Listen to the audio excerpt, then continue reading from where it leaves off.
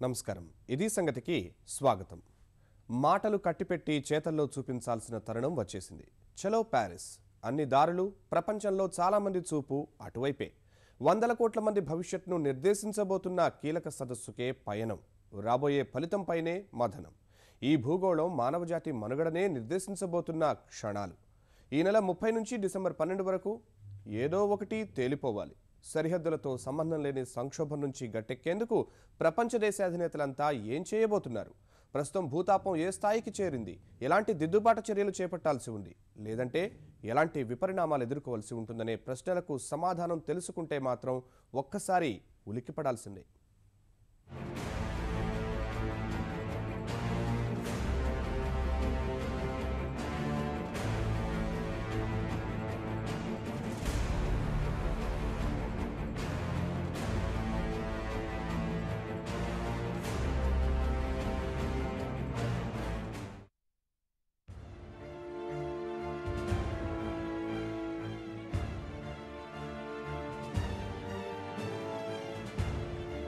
ఆలస్యం చేస్తే అంతే సంగతులు.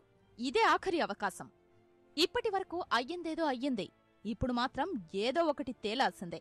దశాబ్దాల మీనమేషాలకు చరమగీతం పాడి ముందడుగెయ్యాలి. స్పష్టమైన చట్టబద్ధమైన కార్యాచరణతో ముందుకు రావాలి. ఇదే లక్ష్యంతో ప్యారిస్ వేదికగా 13 రోజుల పాటు జరగనున్న COP21 సమావేశాలపైనే ఇప్పుడు ప్రపంచ దేశాలన్నీ దృష్టి సారించాయి.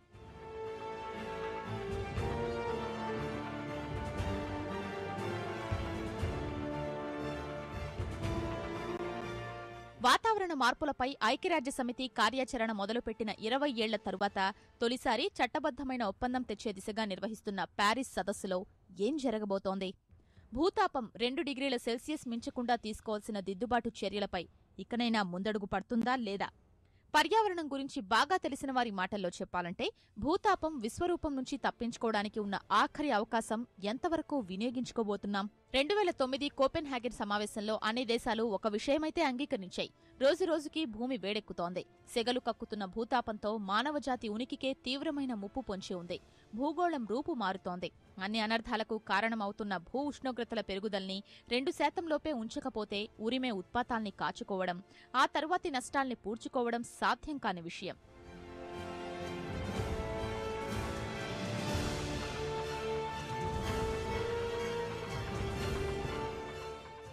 శాస్త్రవేత్తల అధ్యయనాల ప్రకారం 19వ శతాబ్దం నుంచి ఇప్పటికే 0.8 డిగ్రీ సెల్సియస్ మేర పెరుగుదల నమోదు చేసింది భూతాపం.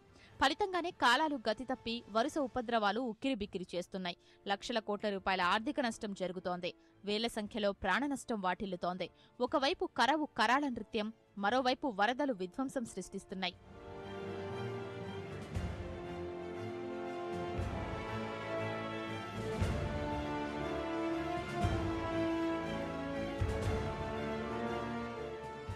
దేశాలకు దేశాలే మనుగడ కోసం పోరాటం సాగిస్తున్నాయి. ప్రపంచవ్యాప్తంగా అనేక జీవజాతులు అంతర్ధానం అంచున నిలిచాయి. జీవ వైవిధ్యం చిన్నాభిన్నమవుతోంది.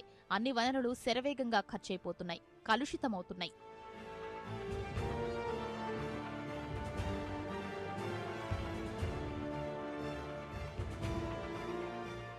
వాతావరణ మార్పులపై అధ్యయనం కోసం ఐక్యరాజ్యసమితి ఏర్పాటు చేసిన ఐపీసీసీ భూ ఉష్ణోగ్రతలు 2 డిగ్రీల సెల్సియస్ దాటితే ఉపద్రవాలే ఎదుర్కోవాల్సి ఉంటుందని ఎప్పుడో హెచ్చరించింది.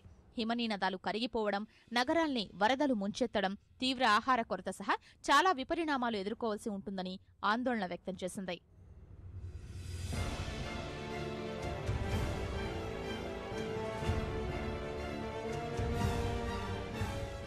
ఆ ప్రకారం చూస్తే 2011 నాటికి ఉన్న 66% అవకాశాలైనా సజీవంగా ఉండాలంటే ఇంకా 1010 బిలియన్ టన్నుల ఉద్గారాల విడుదలకే అవకాశం ఉంది. పరిస్థితి అదుపు చేయాలంటే 2030 నాటికి భూ ఉష్ణోగ్రతల్ని మళ్లీ 1990ల నాటికి తీసుకెళ్లాలి. ఆ దిశగా ఏ ఒక్క ప్రయత్నం మాత్రం ఫలప్రదం కావటం లేదు. పరిస్థితి ఇలా కొనసాగితే 2100 సంవత్సరం నాటికి భూగోళం ఉష్ణోగ్రతలు 2.7 డిగ్రీలకు చేరుకుంటుందని అధ్యయనాలు హెచ్చరిస్తున్నాయి.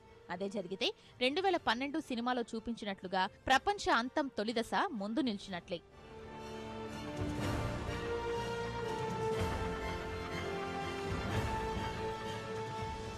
వరుస విపత్తులతో అంతా అంగీకరించేలా చేస్తున్న ఈ కఠోర వాస్తవంలో సమాధానం దొరకాల్సిన ప్రశ్న ఒక్కటే: నిష్పక్షపాతంగా ఉద్గారాల తగ్గింపు లక్ష్యం చేరుకోవడానికి ఎవరి బాధ్యతంతో నిర్ణయించడమెలా? అభివృద్ధి చెందిన దేశాలేమో అభివృద్ధి చెందుతున్న దేశాల వైపు వేలు చూపిస్తున్నాయి. అభివృద్ధి చెందుతున్న దేశాల్ని చూస్తే అభివృద్ధి చెందిన దేశాలు మరింత కృషి చేయాలని డిమాండ్ చేస్తున్నాయి. ప్రస్తుతం ఆర్థిక బలాల విషయం పక్కన పెట్టి చారిత్రకంగా నేపథ్యంలో చూసినా పారిశ్రామికీకరణ పేరుతో పర్యావరణానికి జరిగిన నష్టానికి వారే ఎక్కువ కారకులన్నదే వారి వాదన. ఆ వైరుధ్యాల వల్లనే గతేడాది లీమా సదస్సులో ఓ కొలిక్కి రావాల్సిన ఒప్పందాలకు తుదిరూపు ఇవ్వడం సాధ్యం కాలేదు. సభ్యదేశాల నుంచి 15,000 మంది అధికార ప్రతినిధులు హాజరై చర్చించినా ఫలితం లేకపోయింది. అది కాక 400కు పైగా ఇతర సదస్సులు నిర్వహించారు. 2 డిగ్రీల సెల్సియస్కు పరిమితం కావాలన్న నిబంధనపై మాత్రం ఎలాంటి ముందడుగు పడలేదు.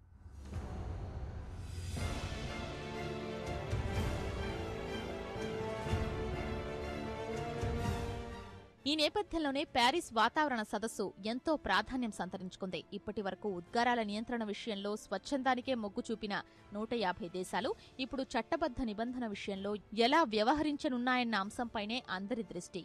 ఇంటెండెంట్ నేషనల్లీ డిటర్మైన్డ్ కాంట్రిబ్యూషన్ పేరిట పెట్టుకున్న లక్ష్యాల స్థానంలో పారదర్శక, నిష్పాక్షిక, చట్టబద్ధమైన ఒప్పందం కోరుకుంటున్న పర్యావరణవేత్తలు ఉత్కంఠతో చూస్తున్నారు. కారణం, ఈ మధ్య ఓ సర్వేలో భూతాపంపై మరెన్నో అంశాలు తెలిసాయి. భూ ఉష్ణోగ్రతల పెరుగుదల 2 డిగ్రీల సెల్సియస్ లోపే ఉంచాలంటే ప్రపంచ దేశాలు మరిన్ని చర్యలు చేపట్టాలి. 2020 తర్వాతి నుంచి అమల్లోకి రానున్న ఒప్పందం ప్రకారం ఏ దేశాలు ఎంత ఉద్గారాలు తగ్గించుకోవాలో స్పష్టంగా పేర్కొన్నారు. ఆస్ట్రేలియాని తీసుకుంటే 2010 స్థాయిల ప్రకారం కనీసం 50 నుంచి 66% తగ్గించుకోవాలి. కానీ వారు స్వచ్ఛందంగా ప్రకటించుకుంటున్న లక్ష్యం 2010 స్థాయి ప్రకారం 23 నుంచి 25%. ఈ వైరుధ్యాలు పక్కన పెట్టి భూతాప నివారణకు దీటైన ఒప్పందంతో ప్రపంచం ముందడుగు వెయ్యాలని అంతా కోరుకుంటున్నారు.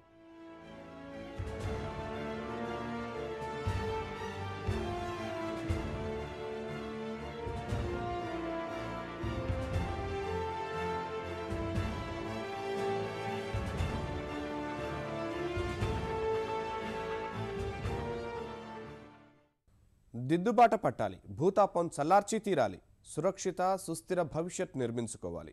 ప్యారిస్ COP21 సదస్సుకు ముందు ప్రపంచ దేశాలకు ఐక్యరాజ్యసమితి ఇదే విజ్ఞప్తి చేస్తోంది. 1972 స్టాక్హోమ్ సదస్సు మొదలు సుస్థిరాభివృద్ధి లక్ష్యాలతో మొదలైన సుదీర్ఘ ప్రయాణమిది. 1992 రియో డిజనెరియో ధరిత్రి సదస్సు స్ఫూర్తితో 1995 COP కూడికకు పునాది వేశారు. కర్బన ఉద్గారాల తగ్గింపు కోసం 1997 క్యోటో ప్రోటోకాల్కు ప్రాణం పోశారు. 2009 కోపెన్హాగన్ వేదికగా వాటిని పునఃసమీక్షించుకున్నారు. తర్వాత 2011లో, 2014లో, ఇప్పుడు 2015 వంతు వచ్చింది. ఇకనైనా స్వచ్ఛందం కాదు, చట్టబద్ధమైన ఒప్పందం కుదరాలనే అందరి ఆశ. దశాబ్దాల తరబడి చర్చలు, సంప్రదింపులు జరుపుతున్నా ఇప్పుడే ఎందుకింత ఆతృత పడాల్సి వస్తోంది?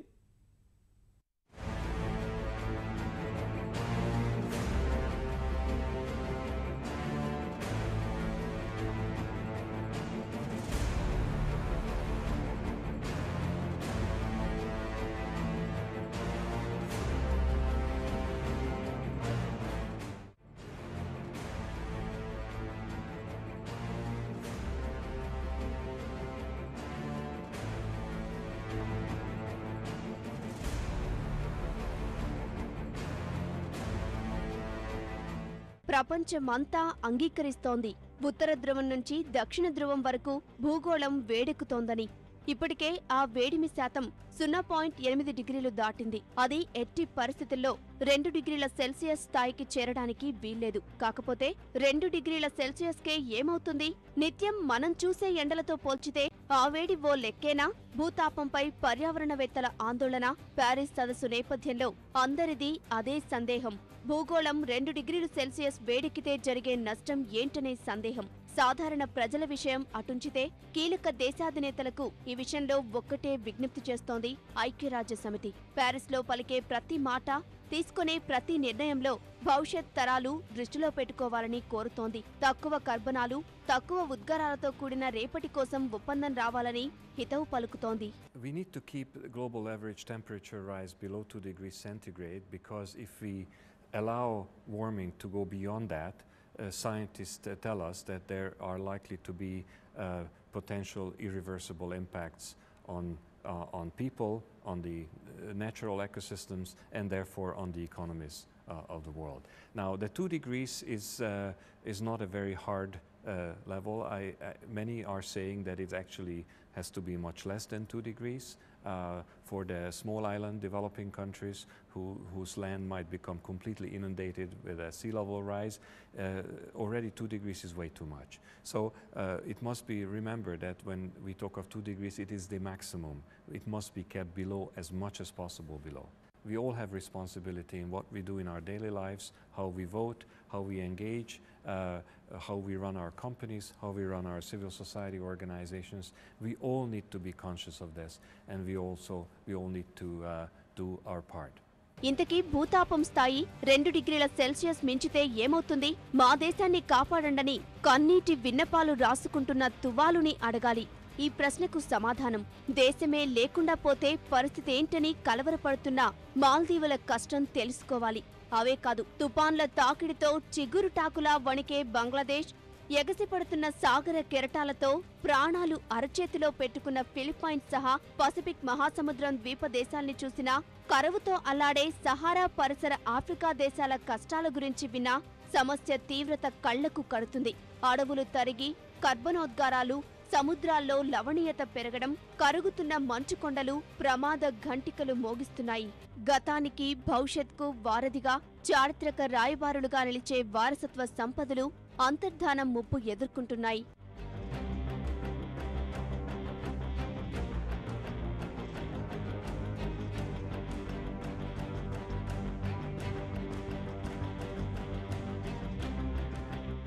మరికొన్ని ఉపద్రవాలు చూస్తే ధృవాలు సహా హిమగిరులు కరగడం వల్ల భూమిపై మంచు పొర మాయమవుతుంది. ఫలితంగా సైబీరియా ప్రాంతంలోనే 70,000 మిలియన్ టన్నుల పైగా మీథేన్ రాబోయే దశాబ్దాలలో విడుదలై సంక్షోభంలోకి నెడుతుంది. స్వచ్ఛమైన నీటి లభ్యత తగ్గిపోతుంది. సముద్ర మట్టాలు 7 నుంచి 30 అంగుళాల మేర పెరుగుతాయి. హరికేన్లు, తుపాన్లు తీవ్రంగా విరుచుకుపడతాయి. పంటల దిగుబడి, భౌగోళిక ప్రాధాన్యతలు పూర్తిగా మారతాయి. ఆస్ట్రేలియా, న్యూజిలాండ్ తీరాల్లోని పగడపు దీవులు అంతరిస్తాయి. ఒకవేళ ఇప్పుడు కూడా చర్యలు తీసుకోకుండా ఉద్గారాల విడుదల ఇలానే కొనసాగితే 2040 నాటికే 2 డిగ్రీల సెల్సియస్ పరిమితిని దాటేస్తాం. 2060 నాటికి 3, 2080 నాటికి భూమి 4 డిగ్రీల సెల్సియస్ మేర వేడెక్కుతుంది. పెరిగే ప్రతి డిగ్రీ సెల్సియస్ ఉష్ణోగ్రత వల్ల 10% వర్షపాతం పడిపోతుంది. పంటల ఉత్పత్తి 15% తగ్గుతుంది. దావానలం బారిన పడే ప్రాంతాలు 400% పెరుగుతాయి. ఉష్ణోగ్రతలు 1.5 డిగ్రీలు దాటిన క్షణం నుంచి ఇప్పటికే ఇబ్బందుల్లో ఉన్న ద్వీప దేశాల ఉనికే ప్రమాదంలో పడుతుంది. 4 డిగ్రీల సెల్సియస్ కు చేరితే ప్రళయం వచ్చినట్లే. ఆఫ్రికా భవిష్యత్ అగమ్యగోచరమవుతుంది. అక్కడ వ్యవసాయం పూర్తిగా నిలిచిపోతుంది. ఆహార భద్రత కూడా పెను ప్రమాదంలో పడుతుంది. 2080 నాటికి మరో 60 కోట్ల మంది ప్రజలకు పౌష్టికాహారం అందదు. దుర్భిక్షం, వరదలు ఆహార భద్రతకు తూట్లు పొడుస్తాయి. పంటలు, పాడి పశువులు, మత్స్య పరిశ్రమ, ప్రజల జీవనోపాధి ఉనికే ప్రశ్నార్థకమవుతుంది. మన ముంబై, కోల్కతా, చైనా షాంఘై, బంగ్లాదేశ్లోని ఖుల్నా నగరాలు సహా తీర నగరాలన్నీ సాగర గర్భంలో కలిసిపోతాయి. కథ ఇక్కడితో అయిపోలేదు. సరస్సులు అడుగంటుతాయి. భూమిపై 1000 సంవత్సరాలుగా ఉన్న పొరలు క్షమక్షయానికి గురవుతాయి. అంటువ్యాధులు ప్రబలుతాయి. మలేరియా వంటి మహమ్మారులు విజృంభిస్తున్నాయి. రైల్వే, రహదారి నెట్వర్క్లు, నివాస ప్రాంతాలు అస్తవ్యస్తమవుతాయి. పర్వత శ్రేణుల్లో మంచుకొండలు కరిగి దిగువ ప్రాంతాలు, వాటి మధ్యన ఉండే జీవజాతులు ముప్పు తిప్పలు ఎదుర్కొంటాయి. తీరం భారీగా కోతకు గురవుతుంది.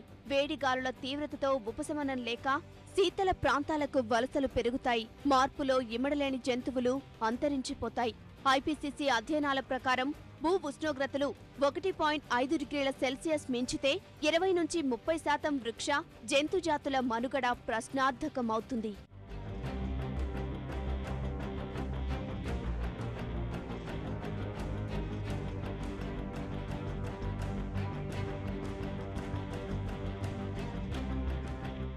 ప్రపంచ జనాభాలో 10% మంది సముద్ర మట్టం కంటే 10 మీటర్ల ఎత్తులోనే ఉంటున్నారు. ఒకవేళ భూతాపం ప్రభావం కొనసాగి సాగరాలు ఉప్పొంగితే వారందరి గూడు చెదిరినట్టే. అమెరికా అంతరిక్ష పరిశోధనా సంస్థ అంచనాల ప్రకారం 1870-2000 సంవత్సరాల మధ్య ఏటా 1.7 మిల్లీమీటర్ల చొప్పున సముద్ర మట్టాలు పెరుగుతూ వచ్చాయి. 1993 నుంచి ఆ వేగం మరింత పెరిగిందని ఉపగ్రహ ఛాయాచిత్రాలు బట్టి తెలుస్తోంది. ప్రస్తుతం ఏడాదికి 3 మిల్లీమీటర్ల చొప్పున సాగర మట్టాలు పెరుగుతున్నాయి. ఫలితంగా 1993, 2009 మధ్యనే 48 మిల్లీమీటర్లు పెరిగాయి. Inter governmental panel for climate change IPCC కూడా అదే విషయాన్ని వెల్లడించింది. వీటిల్లో ఏ ఒక్కటి జరగకూడదు అనుకున్నా కర్బన ఉద్గారాలను అదుపులో పెట్టడం ఒక్కటే మార్గం. చివరిగా ఒక్కటి మాత్రం వాస్తవం. భూతాపం వల్ల ఈ ప్రపంచంలో ప్రతి ఒక్కరూ ఏదో ఒక విధంగా ప్రభావితమవుతారు. కానీ అది ఏ స్థాయిలో అని నిర్ణయించుకోవాల్సింది మనమే. మన చర్యల ఫలితంగానే ఉద్గారాలు పెరిగి భూమి సెగలు కక్కుతోందని శాస్త్రవేత్తల అధ్యయనాలు స్పష్టం చేస్తున్నాయి. వారి అంచనాలకు తగ్గట్టే పర్యావరణంలో మార్పులు చోటు చేసుకుంటున్నాయి. ఇక్కడే మనకో చిన్న ఆశ కూడా ఉంది. సరైన సమయంలో స్పందిస్తే సమస్యకు ఒక పరిష్కారం కనుక్కోవచ్చు.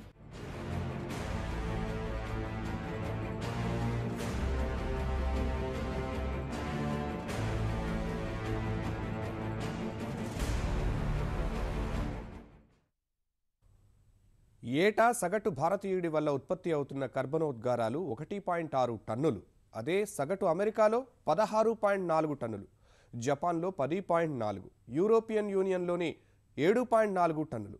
ప్రపంచం మొత్తం సగటు 4.9 టన్నులు. భూతాపం పాపంలో నేటికి ఎవరి భాగం ఎంతో చెబుతున్న లెక్కలివి.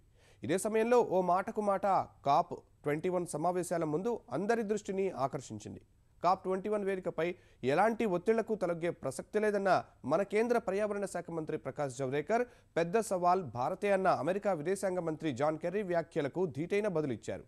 ఇలాంటి నేపథ్యంలో ఇటీవల ప్రపంచ వేదికలపై భారత వాణిని గట్టిగా వినిపిస్తున్న ప్రధాని మోదీ కర్బన ఉద్గారాల అంశంపై ఎలాంటి ప్రసంగం చేయనున్నారు?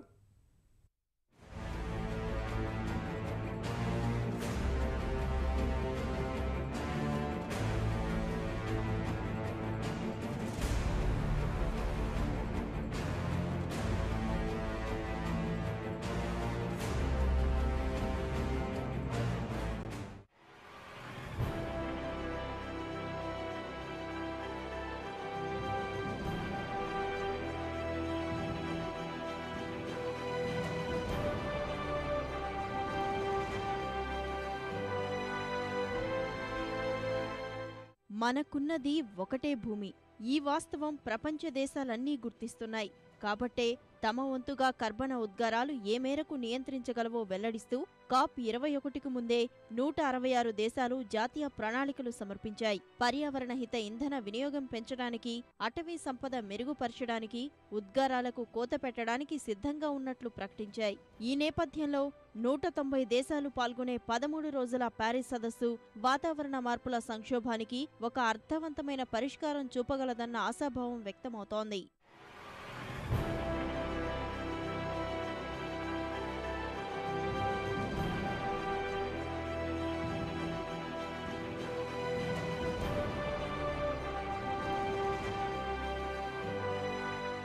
సదస్సు ముందు ఆ సానుకూలతలతో పాటు అనేక సవాళ్లు ఉన్నాయి. ముఖ్యంగా అభివృద్ధి చెందుతున్న దేశాల్లో శిలాజ ఇంధనాల వినియోగం తగ్గించడానికి అవసరమైన భారీ ఆర్థిక సాయం ఎవరు చేయాలన్న ప్రశ్నతోనే సమస్య మొదలవుతోంది. దక్షిణాఫ్రికా, ఆస్ట్రేలియా నేతృత్వం వహిస్తోన్న హరిత నిధి నుంచి అభివృద్ధి చెందుతున్న దేశాలకు ఎంతమేర సాయం అందించాలనే అంశంపైన COP21లో నిర్ణయం తీసుకోవాల్సి ఉంది. ప్రపంచవ్యాప్తంగా కొత్త బొగ్గు గనులపై నిషేధం విధించాలన్న ప్రతిపాదన ప్యారిస్ సదస్సు ముందుకు రానుంది. ఉద్గారాల తగ్గింపు విషయంలో అగ్రరాజ్యాలది ఎప్పుడూ 2 నాల్కల ధోరణే. భూతాపం పెరుగుదల 2 డిగ్రీల సెల్సియస్ లోపు నియంత్రించకపోతే ప్రపంచవ్యాప్తంగా మానవాళి మనుగడ నరకప్రాయమేనని పలు అధ్యయనాలు ధృవీకరించినా, క్యోటో ప్రోటోకాల్ లాంటివి అగ్రదేశాలకు బాధ్యతల్ని గుర్తు చేసినా పరిస్థితి మాత్రం ఎక్కడ వేసిన గొంగడి అక్కడే అన్నట్లు ఉంది. హరిత నిధికి తోడ్పాటు అందించడం ద్వారా పేద దేశాలను చేయి పట్టి నడిపించే చొరవ అగ్రరాజ్యాల్లో ఉండడం లేదు. హరిత వాతావరణ నిధికి లోగడ 10,000 కోట్ల డాలర్ల నిధి సమకూరుస్తామని మాట ఇచ్చిన సంపన్న దేశాలు ఇప్పుడా మొత్తాన్ని 6,200 కోట్ల డాలర్లకు పరిమితం చేశాయి.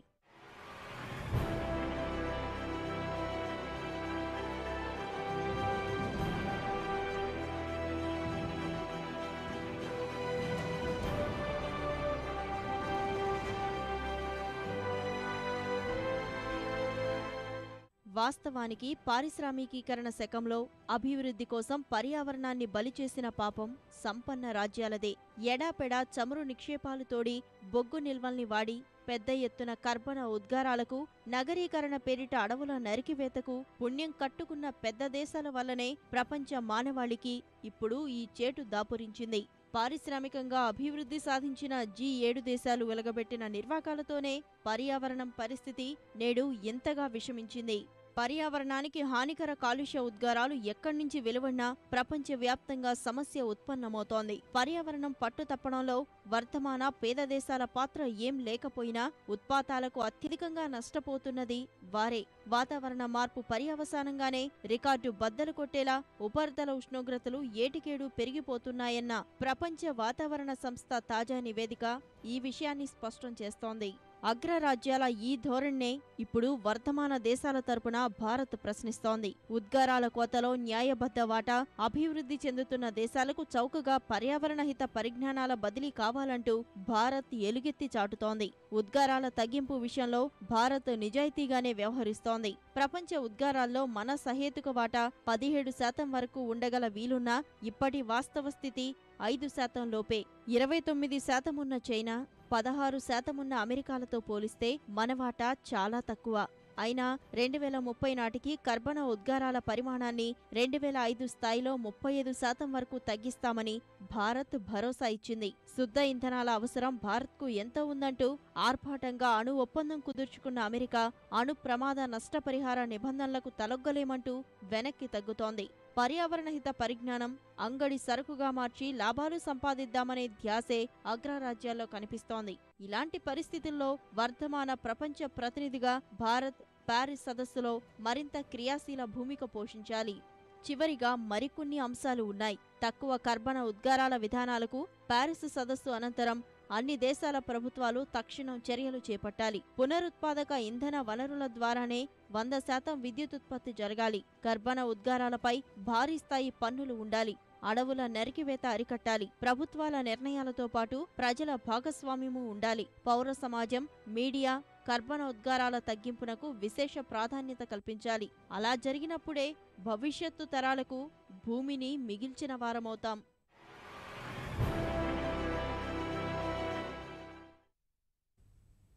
మరిన్ని విభిన్న అంశాలతో మరో ఇది సంగతిలో కలుసుకుందాం. నమస్కారం.